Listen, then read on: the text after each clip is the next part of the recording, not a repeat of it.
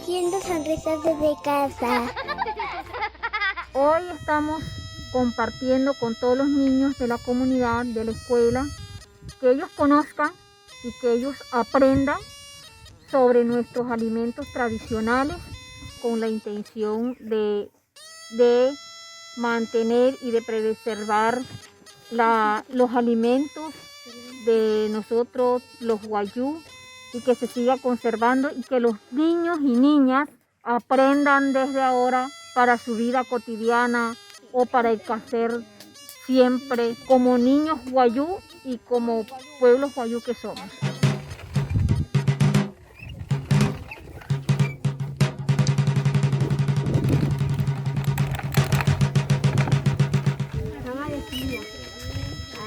No ya está chonque. Hasta que está esperando. Kusan di tuota. Tumai tukar wahi tenshiro kuwen. Ya se hará el tumai tukar. Worohon wahi takashia wayuhan. Ya wakahan parahan warehi wamata tiho chukwaya. Wayuha kaho chukwa chasmai ruyan wayuhan se waitan tu winka. Porotus. Chikhe yarehe ketan sha wahuru han wasasa han hotu su taka.